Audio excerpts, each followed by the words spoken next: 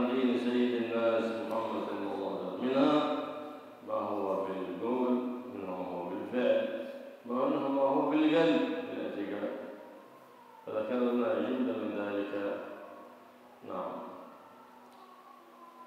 والحاصل أكثر تلك العبارات يرجع إلى أن كل عقد أو فعل أو قول يدل على استهانة أو استخفاف بالله سبحانه وتعالى أو كتبه أو ملائكته أو شعائره أو معالم دينه أو أحكامه أو وعده أو وعيده كفر أو معصية، فليحذر الإنسان من ذلك جهده. تقدم معنا هناك اسم كتابين من كتب أئمة العلم، وهو الكتاب الذي علمناه كتاب الشيخ ابن حجر الهيثمي، وكتاب الشفاء للقاضي عياض، ذكر فيها جملة من ذلك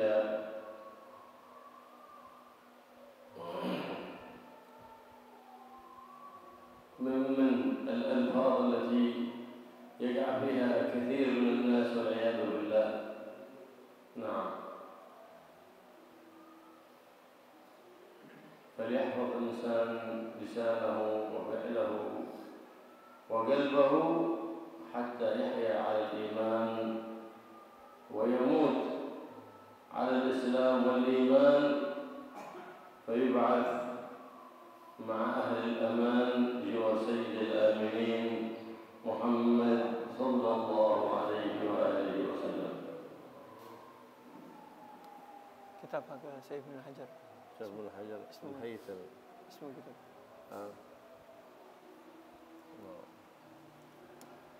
بسم الله الرحمن الرحيم. الحمد لله رب العالمين، والصلاة والسلام على أشرف الأنبياء والمرسلين سيدنا محمد وعلى آله وصحبه أجمعين.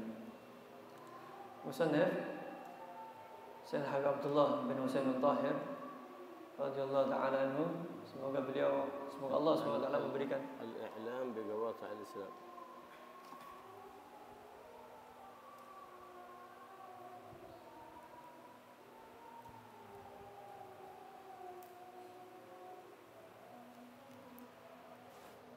Semoga Allah memberkahi kita dengan berkahnya beliau radhiyallahu ta'ala anhu.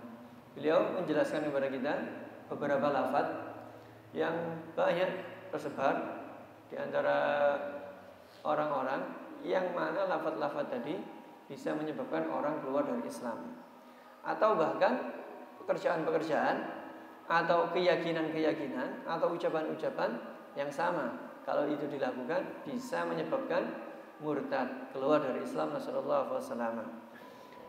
Jadi, dan kesimpulan dari seluruh hal-hal ini, kalau ditarik benang merah, intinya kembali kepada segala sesuatu, baik itu i'tikad atau pekerjaan, sikap atau ucapan, yang mana memberi pengertian, merendahkan hal-hal yang berkaitan dengan Allah Subhanahu wa taala, atau merendahkan para rasul, atau merendahkan kitab-kitab Allah, atau merendahkan para malaikat, atau merendahkan hal-hal yang diagungkan oleh Allah Subhanahu wa taala, atau merendahkan agama Allah Subhanahu wa taala, atau merendahkan janji Allah Subhanahu wa taala, atau merendahkan ancaman kepada Allah Subhanahu wa taala, semua itu bisa menyebabkan kufur atau maksiat yang besar. Maka hendaklah kita mengerahkan segala upaya untuk menjauhi hal-hal tersebut. Jangan sampai kita terjatuh pada hal-hal seperti ini. Dan dijelaskan oleh beliau dua kitab yang seyogianya kita pelajari, kita baca agar kita tahu. Salah satu kitabnya adalah Al-I'lam bi Qawaidil Islam karya Sayyidina Imam Ibn Hajar Al-Haythami, dan kitab Asy-Syifa bi Hukmil Mustafa karangan Sayyidina Qadhi Iyad.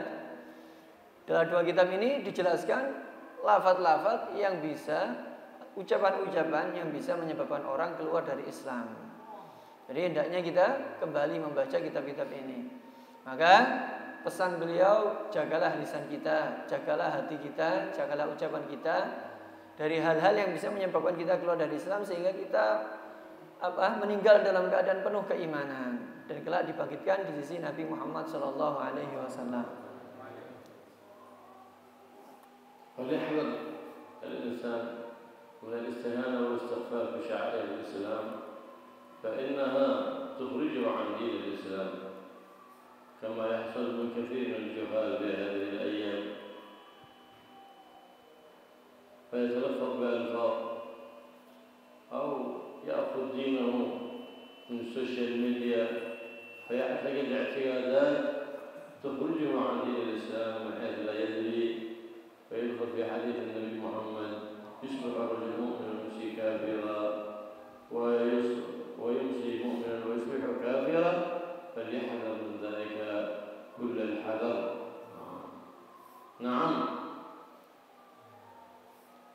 هناك أشياء إذا تكلم بها الإنسان ما يحاسب عليها إذا سبق لسانه إلى شيء وما يقصد هذا ما يوافق الإنسان على شيء سبق لسانه أو تكلم في حال النوم أو في حال غيبوبة يعني ليس في حال صحو العقل أما ما تكلم فيه في حال صحو عقله فيحاسب عليه.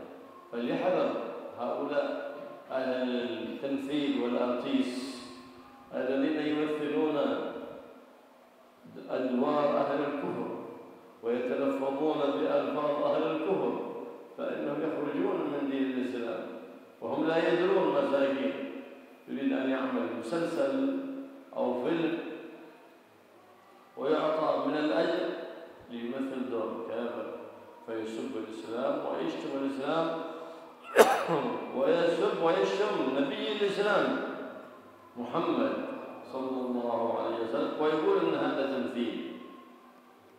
ومن قال لك بجواز هذا في التمثيل؟ من قال لك؟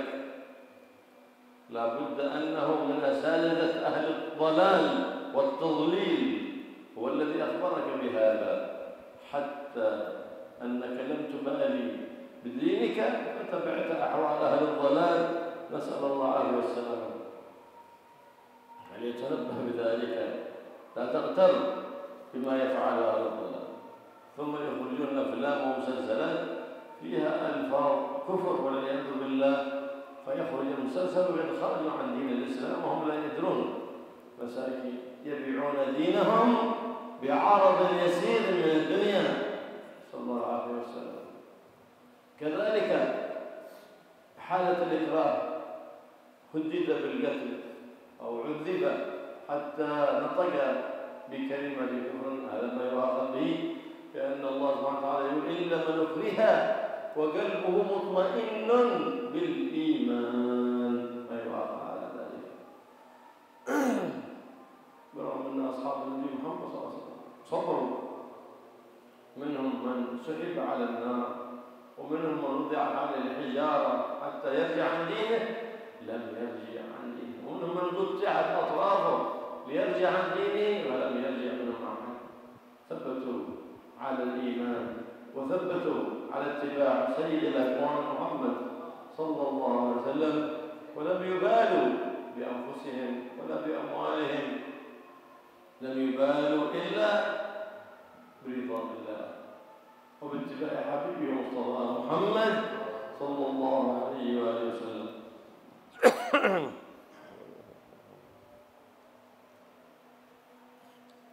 Jadi hendaknya kita hati-hati, jangan sampai kita merendahkan hal-hal yang diagungkan oleh Allah Subhanahu wa taala.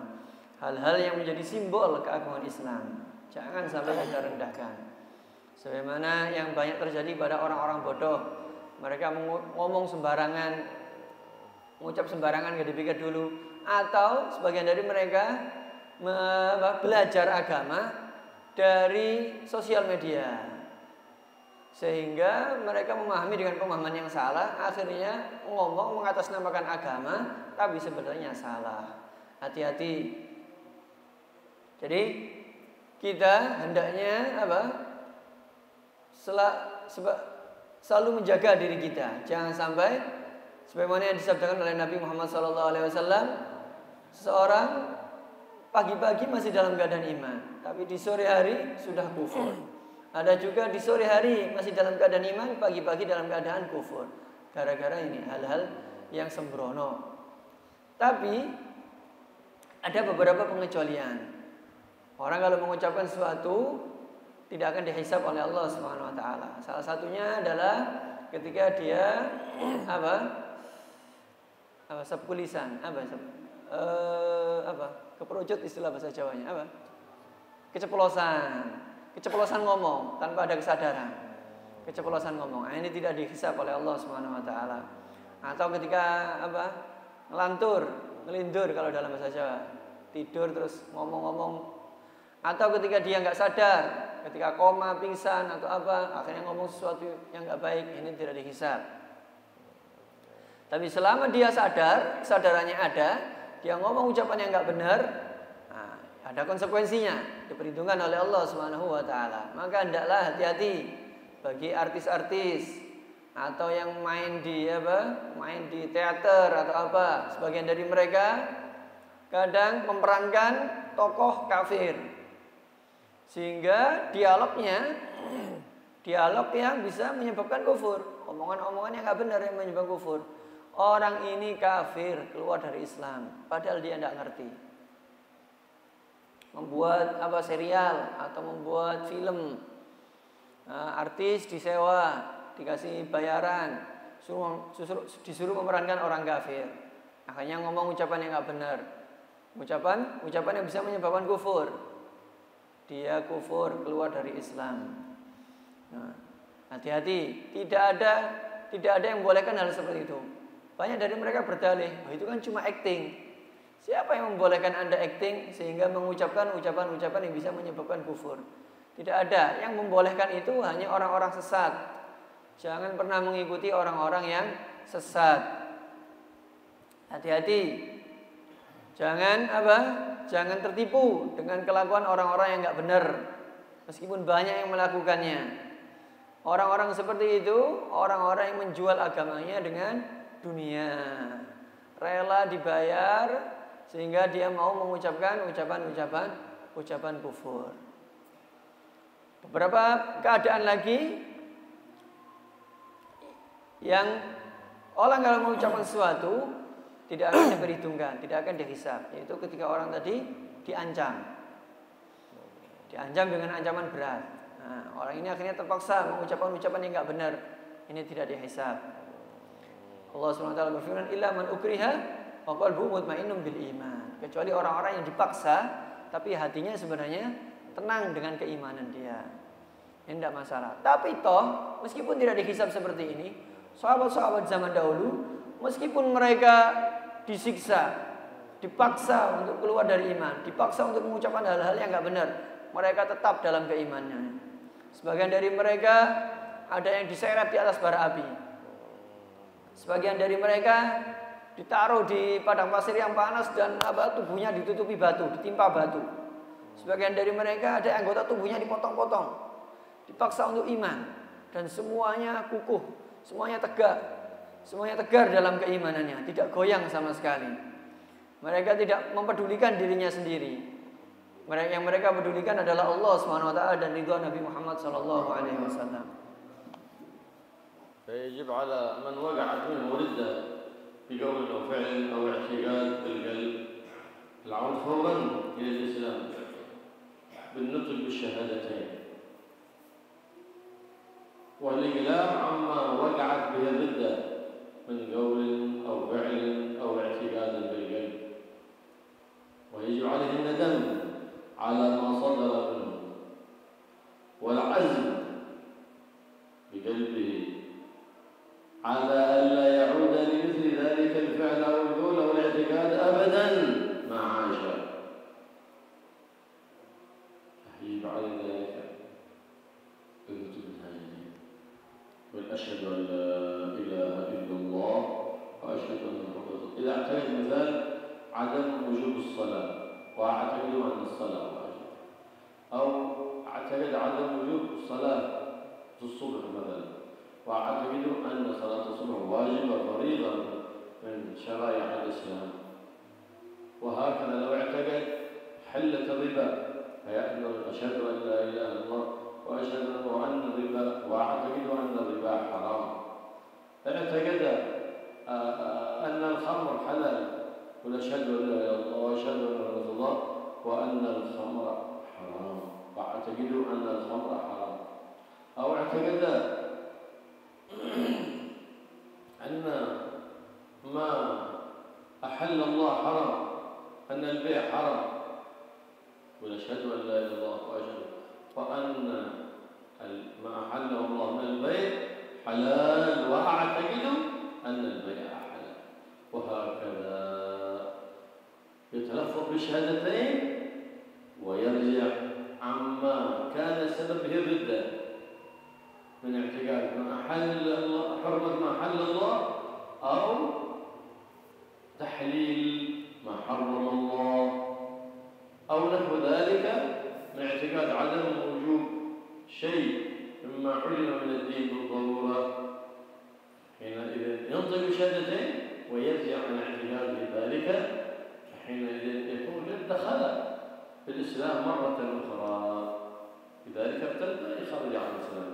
الآن بالشهادتين، بالنطق بشهادتين ينطق بشهادتين ويدخل في الإسلام ويرجع عما كان السبب في ردته من اعتقاد أو قول أو فعل. فيجب عليه ذلك وقضى ما فاته من واجبات الشرع إذا فاتته صلوات، أو مضى عليه عام، مضى رمضان وفي حال ردة، لأنه لو صلى أو صام ما تصح منه الصلاة ولا يصح منه صيام، فيجب قضاء تلك الصلوات التي فاتته في أيام ردته أو الصيام في تلك المدة، لأنها لو أراد أن يصلي فيها ما يصح، لأنها قد خرج عن الإسلام، فعليه أن يتوب ويبادر بالتوبة قبل أن يأتيه الموت فيموت على سوء الخاتمة. فإن الإنسان إذا جرع منه ذلك يرجع إن شاء الله. كل ذنب وأعظم الذنب هو خروج عن الدين، فالتوبة مفتوح، يتدارك نفسه الرجوع إلى مولاه سبحانه وتعالى يرجع. لهذا يحتاطون الآن قبل عقد النكاح يطلب من الولي والشهود التشهد، أشهد أن لا إله إلا الله وأشهد أن رسول الله، بما كثر فيه من هذا الزمان من الجهل والفساد. بعدين يستغفر الله، ربما كان مرتكبا شيء من المعاصي، أستغفر الله أستغفر الله أستغفر الله، حتى يكون العقد صحيح بيقين. هذا من باب الاحتياط، وهذا من عمل السلف الصالح رضي الله تعالى عنهم، لأنهم يحتاطون في أنكحتهم ما لا يحتاطون في غيره.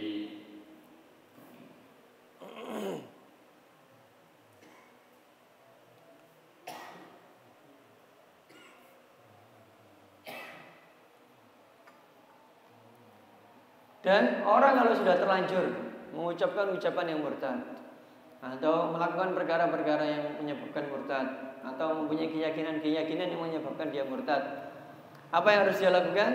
Yang harus dia lakukan adalah langsung kembali ke agama Islam. Dengan cara apa? Yang pertama, mengucapkan 2 kalimat syahadat dan berhenti melakukan apa yang menjadikan sebab dia murtad, dan menyesali apa yang sudah dia lakukan dari hal-hal yang menyebabkan dia murtad, dan mempunyai tekad untuk tidak mengulang lagi selama hidupnya. Ini kewajibannya. Jadi contoh, orang meyakini bahwa sholat itu tidak wajib, atau sholat subuh itu tidak wajib. Orang punya keyakinan seperti itu, murtad. Apa yang wajib dia lakukan? Kembali ke Islam, membaca 2 kalimat syahadat, asyhadu an la ilaha illallah wa asyhadu anna sayyidina Muhammadan Rasulullah, dan juga menambahkan hal-hal yang dia yakini. Dan saya berkeyakinan bahwa sholat itu wajib. Saya berkeyakinan bahwa sholat subuh itu wajib. Contoh, orang punya keyakinan bahwa riba itu halal atau mengucapkan riba itu halal, murtad. Apa yang wajib dia lakukan? Syahadat, asyhadu an la ilaha illallah wa asyhadu anna sayyidina Muhammadan Rasulullah, dan saya berkeyakinan bahwa riba itu haram. Orang punya keyakinan atau mengucapkan bahwa khamr itu halal, wajib syahadat langsung dan diucapkan juga, saya meyakini bahwa khamr itu haram. Atau orang kebalikannya, punya itikat hal-hal yang halal dihalalkan oleh Allah, dia yakini haram. Contoh jual beli, dia yakini haram, murtad.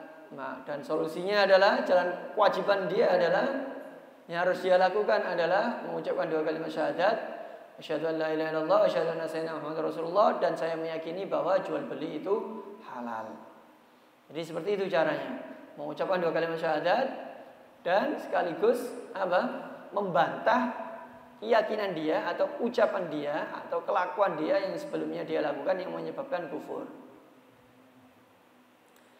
Jadi baik itu menghalalkan sesuatu yang haram atau mengharamkan sesuatu yang halal, wajib langsung kembali kepada Islam. Dan kewajibannya lagi, orang kalau sudah terlanjur murtad adalah mengqadha semua kewajiban yang dia lakukan dalam keadaan murtad. Karena orang kalau murtad, ya sholatnya tidak sah, puasanya juga tidak sah. Jadi selama dalam keadaan dia murtad, dia wajib mengqadha. Meskipun ketika murtad dia sholat, wajib diqadha karena sholatnya tidak sah, puasanya juga tidak sah. Semua kewajiban yang dia lakukan ketika dia murtad harus diqadha.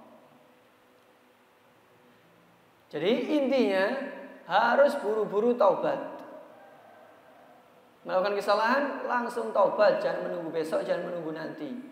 Sebelum karena mati kita tidak tahu kapan kematian kita.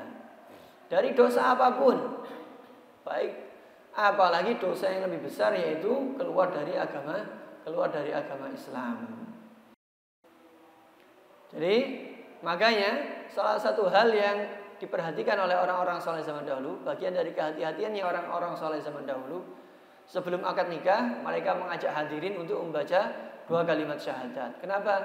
Untuk hati-hati. Karena zaman sekarang banyak lafaz-lafaz yang tersebar yang diucapkan orang-orang seakan-akan remeh, tapi sebenarnya itu bisa menyebabkan dia keluar dari Islam. Juga bentuk kehati-hatiannya orang saleh zaman dahulu, mengajak hadirin ketika akad nikah, diajak untuk istighfar. Barangkali mereka saking banyaknya dosa yang mereka lakukan sehingga dia menjadi orang fasik dan dia tidak sadar, diajak istighfar. Sehingga saksi-saksi yang hadir di pernikahan tadi, orang-orang yang hadir di pernikahan tadi, baik walinya atau siapanya, semuanya kembali menjadi orang-orang yang murni, orang-orang Islam, sehingga akad nikahnya benar-benar sah, yakin sah akad nikahnya, sesuai semua pendapat ulama. Ini bentuk kehati-hatian orang-orang saleh zaman dahulu. Orang-orang saleh zaman dahulu mereka sangat berhati-hati dalam urusan nikah lebih dari urusan yang lain. Fa in lam yatub wa yarji' ila al-Islam, wajib 'ala al-imam, wajibat istitabatuhu 'ala man 'ala al-imam 'ala man lahu al-mas'uliyah wa la yuqbal minhu illa al-Islam. Hada syai. Law qala bakhar lin-nasraniyah أو اليهودية ما يقبل منه ذلك إلا بوجود الإسلام. إما يرجع الإسلام أو حكمه القتل، لقول النبي محمد صلى الله عليه وسلم: من بدل دينه فاقتلوه. سبحان الله. أو الاستتاب أولا، يعني تاب فذاك رجع إلى الإسلام وله أحكام أهل الإسلام، فإن أبى ما حكمه؟ بعد أن نستتيبه حكمه القتل. هكذا ورد عن النبي محمد صلى الله عليه وسلم. وبطل بها صوم وتيمم، إن كان صائما بطل الصوم، أو متيمما بطل التيمم، بخلاف الوضوء ما يبطل بالردة والعياذ بالله. نعم، ويبطل بالردة. نعم، لكن لا يجوز لأحد المسلمين قتله لا يجوز. هذا قتله على الإمام لأنه اجتهاد. كل واحد يقتل الإنسان كما يفعل الآن أهل البدع والضلال. إذا اعتقد واحد شاف حد يزور ضريح حد من أهل القبور حكم عليه الكفر وأفتى بمثله. لا، هذا أفعال أهل الضلال وأهل الشرك والعياذ بالله. لا، احرص على أن لا تفعل ذلك، لأن من فعل ذلك من غير أمر الإمام عزر وأدب وسجن تأديبا على له. تأديب ليس لأحد الناس، بل الإمام المسلمين هو الذي يفعل ذلك. نعم. وكذلك يبطل نكاحه قبل الدخول. إذا كان عقد على امرأة قبل الدخول ارتدت هي، خلاص حكمه بطلانه. لو بيرجع هذه مرة يطلب بالشهادتين وعقد جديد لكن قبل الدخول. وكذا بعده إن لم يعد إلى الإسلام في العدة أو ارتد والعياذ بالله قبل الدخول أي بعد الوطن، هي أو هو، فإن عاد أو عادت الإسلام قبل انقضاء العدة سواء بالأشهر أو بالأطهار رجع عقد النكاح بلا عقد جديد. وإلا فإن انقضت العدة ولم يعد هو أو هي إلى الإسلام في أثناء العدة، أي لم يجتمع في الإسلام في أثناء العدة، فلا تحل له، فينفسخ النكاح ويتعين عقد جديد لتحل له عقد جديد ومؤذن جديد ومهر جديد. فليتنبه لذلك وأنه يترتب عليه. لو ارتد والعياذ بالله وجامع زوجته يكون هذا من أبناء حرام والعياذ بالله، نسأل الله عليه وسلم. وتحرم ذبيحته، لو ذبح غنما أو دجاجة حرام لا تحل لنا لأنه مرتد، لا تحل ذبيحته، لا تحل لنا ولا لغيرنا، ما تحل ذبيحته. حتى لو كان يصطاد بكلب، أرسل كلبا فصاده لا تحل به، أو شارك في ذلك في ذبح ما تحل الذبيحة أبدا. ولا يرث ولا يورث ولو من كافر، لو كان له أقارب كفار ما يرث منهم من باب أولى إذا كانوا مسلمين. ولا يورث وغيره لا يرث منهم، لا مسلم ولا كافر. لماذا؟ لأنه إن عاد الإسلام عاد إليه ماله، وإن لم يعد فماله من حين الردة في للمسلمين يصرف في مصالح المسلمين، ولا يرث أحد أبدا لا من الكفار ولا من المسلمين. ولا يصلى عليه، ما تجوز الصلاة إلا على أهل الإسلام، لا تجوز الصلاة على أهل الكفر أبدا. ولا يغسل أي لا يجب غسله، ويجوز لو غسل أحد رجل جائز لكن ليس بواجب. ولا يكفن ولا يجب تكفينه، لكن يجوز لو يكفن أحد من أقاربه جائز لكن ليس بواجب. ولا يدفن في مقابر المسلمين، ما يدفن في مقابر المسلمين، بل يدفن في غير مقابر المسلمين. يجوز دفنه في مقابر أهل الكفر لأنه مات على سوء الخاتم على غير الإسلام والعياذ بالله. وماله بعد موته فيء، أي يعطى لأهل الإسلام ويصرف في مصالح المسلمين، في إصلاح الطرقات، في بناء المستشفيات، في غير ذلك من مصالح المسلمين. ولا يرثه أحد، ولا يجوز أن ينكحه أحد. لو يتزوج عند أحد حتى عند الكفار ما يصح، ولا يتزوج عنده أحد إذا كان ارتد بعياه وعائلته يتزوج عنده. كذلك ما يحل نكاح مرتد ولا مرتدة، سواء بينكحها كافر أو مسلم، لا يحل ذلك ولا يصح، لا يحل ولا يصح.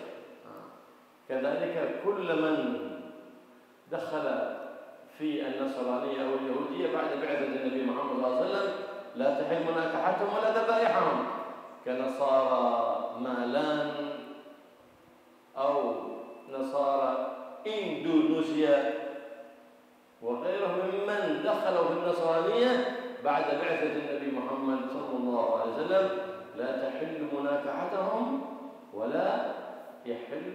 ولا تحل ذبيحتهم، فليتنبه من ذلك، فإنه كثير من يقع في ذلك ويقول هذا من أهل الكتاب.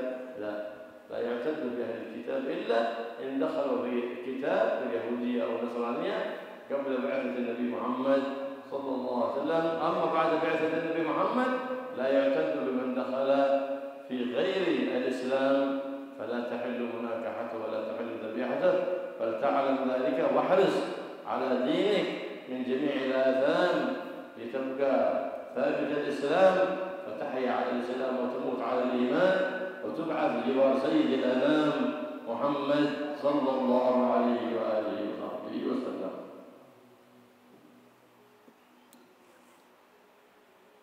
Kalau orang murtad, Rasulullah SAW, apa konsekuensinya? Konsekuensi pertama, dia harus diperintahkan untuk taubat oleh pemerintah, suruh taubat. Baik itu orang yang punya wewenang dari pihak pemerintah, dan tidak akan diterima taubatnya kecuali dia masuk ke Islam kembali. Kalau dia nawar, sudah saya mau taubat, saya nggak murtad, tapi saya masuk Kristen saja, nggak boleh, harus masuk Islam. Atau saya masuk agama Yahudi saja, nggak boleh, harus masuk Islam. Kalau nggak mau taubat, dia dibunuh, dihukum mati. Hadisnya Nabi Muhammad SAW, "Membaddala dinahu faqtuluh." Tapi itu tadi, disuruh taubat dulu. Kalau dia mau taubat, kembali ke agama Islam, ya sudah, selesai. Kalau tidak mau kembali ke Islam, dia dibunuh. Dan ini, membunuh orang murtad ini bukan semua orang, bukan dilakukan oleh orang-orang sipil, tapi orang-orang pemerintah, orang yang punya kuasa dalam urusan ini, nggak sembarangan. Jadi ini karena ini urusannya ijtihad, nggak bisa dilakukan oleh semua orang. Tidak seperti yang banyak terjadi saat ini, orang-orang yang suka ngafirkan orang itu. Ada orang ziarah kubur, menurut dia kafir, kafir kamu, akhirnya dia bunuh. Nah ini salah. Ini orang ahli bidah dan yang tersesat ini. Jadi urusannya adalah orang-orang yang punya wewenang. Dan orang kalau sembrono membunuh orang lain, orang sipil kok membunuh orang lain tanpa izin pemerintah, dia harus ditangkap, diberi hukuman, dipenjara. Jadi orang-orang yang membunuh sembarangan itu sebenarnya harus ditangkap oleh pemerintah. Jadi konsekuensinya lagi orang yang murtad adalah puasanya batal, tayamumnya batal. Kalau wudunya tidak batal. Jadi ibadah-ibadahnya tidak sah ketika dia lakukan dalam keadaan kufur. Konsekuensinya lagi nikahnya batal kalau belum berhubungan suami istri. Contoh, akad nikah. Selesai akad nikah, langsung salah satu dari mempelai murtad, Rasulullah SAW, sudah batal pernikahannya. Kalau mau kembali nikah lagi gimana? Masuk Islam dulu, akad lagi yang baru, akad baru dengan mahar baru, semuanya dimulai lagi dari awal, dimulai dari nol. Ini kalau murtad sebelum berhubungan suami istri.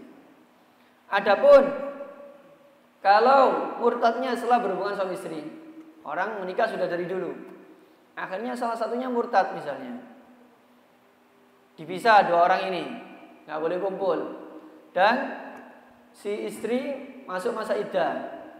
Dalam masa iddah ini, kalau si yang murtad ini kembali ke agama Islam, ya sudah, pernikahannya lanjut. Tapi kalau selama masa iddah ini pasangan yang murtad tidak masuk Islam lagi, maka pernikahannya rusak. Kalau ingin kembali gimana? Sama, tobat, syahadat, masuk Islam lagi, akad lagi, akad baru lagi, dengan mahar yang baru, dengan segala semuanya seperti dari nol. Ini salah satu konsekuensi besar orang yang murtad, nasallallahu alaihi wasallam. Makanya hati-hati. Orang suami istri kalau salah satunya murtad, itu hati-hati. Dipisah. Kalau sampai berhubungan suami istri, salah satunya murtad, dibiarkan kumpul, akhirnya berhubungan suami istri, akhirnya punya anak. Ini anaknya anak haram. Nasabnya tidak kembali ke bapaknya. Konsekuensi lagi orang yang murtad adalah sembelihannya tidak sah. Orang murtad nyembelih hewan kurban misalnya, itu bangkai, nggak boleh dimakan. Jangankan nyembelih, dia berburu pakai binatang buas atau pakai anjing misalnya. Dia nggak nyembelih, dia hanya melepaskan anjingnya saja. Nanti anjing yang rekam binatang buruan tadi tetap tidak sah. Jangankan cuma dia yang melepaskan, dia ikut andil dalam berburu. Bukan dia satu-satunya yang berburu, dia ikut andil dalam berburu. Hasil buruannya tidak sah, nggak boleh dimakan. Konsekuensi lagi orang yang murtad, dia tidak bisa mewariskan hartanya kepada siapapun, ahli warisnya yang kafir atau yang Islam. Juga dia tidak bisa mendapatkan warisan dari siapapun, dari bapaknya, orang tuanya yang kafir atau ahli warisnya yang Islam. Dan kalau dia punya harta, hartanya dia tidak bisa diwarisi siapapun, hartanya menjadi harta fe. Diambil pemerintah dan digunakan untuk kemaslahatan umat Islam. Dan dia kalau mati tidak wajib disolati, tidak wajib dimandikan, tidak wajib dikafani, dan tidak boleh dimakamkan di pemakaman Islam. Ini konsekuensinya. Dan hartanya dia, harta fe, digunakan untuk kemaslahatan umat Islam. Seperti ya bangun jalan, bangun rumah sakit. Intinya tidak bisa diwaris oleh siapapun. Dan konsekuensi orang murtad lagi, tidak boleh menikahkan. Dia punya putri mau menikahkan, tidak boleh, bukan dia walinya. Dia juga tidak boleh menikah. Dia mau menikah, tidak boleh. Dengan siapapun, baik orang muslim atau orang kafir. Makanya hati-hati dalam urusan nikah ini banyak hal yang harus diperhatikan. Salah satu orang murtad lagi adalah orang yang masuk Nasrani atau masuk Yahudi setelah diutusnya Nabi Muhammad SAW. Mereka bukan ahlu kitab. Jadi ahlu kitab yang di kitab itu, yang dijelaskan di fikih itu bukan mereka. Itu orang-orang yang masuk Islamnya ahlu kitab, yang dimaksud itu adalah orang-orang yang masuk Islamnya sebelum diutusnya Nabi Muhammad SAW. Adapun orang-orang yang masuk Nasrani atau masuk agama Yahudi, memeluk agama dua itu, setelah Nabi diutus, maka mereka tidak boleh dinikahi. Jangan menikahi mereka dengan dalih mereka ahli kitab, tidak boleh. Jadi orang Nasrani yang ada di Malang atau orang Nasrani yang ada di Indonesia seluruhnya, mereka adalah orang-orang Nasrani yang memeluk agama Nasrani setelah Nabi diutus. Statusnya bukan ahli kitab, tidak boleh dinikahi. Sembelihannya tidak sah. Jadi hati-hatilah dalam urusan agama kita. Jaga agama kita, jangan sampai kita terkena dosa. Jaga agama kita sehingga kita mati dalam keadaan iman yang sempurna, sehingga dibangkitkan bersama Nabi Muhammad SAW. Allah yahina ala Islam wa yumitna ala iman wa yumitna ala sunnah sayyidil akwan wa yahsyurna fi zumrat Nabi Muhammad SAW fi afi wa salama ya rabbal alamin wa yahfazna wa iyyakum jami'il adhan al-zahira wal batin wa yahfaz alaina wa alaikum ya rabbal alamin syara'ya wa ya'mur biladana wa masajidana bi ma'alim al-islam لتبقى معالم الإسلام والإيمان بأهلها معمورة معا وزورا فضلا في كل أوقاتنا يا رب العالمين وأعزنا بالطاعات ولا تضلنا بالمعاصي والمخالفات بجاه محمد صلى الله عليه وآله وسلم سيد سيدنا اللهم ثبت الإيمان في قلوبنا واغفر ذنوبنا واستر عيوبنا واستر عيوبنا وصلح قلوبنا وبارك يا رب العالمين برحمتك يا أرحم الراحمين. صلى الله على سيدنا محمد النبي وآله وصحبه وسلم والحمد لله رب العالمين بسر الفاتحة إلى حضرة النبي محمد. أيها الضالين ربنا تقبل منا وتب علينا وقنا وارحمنا وصلى الله على سيدنا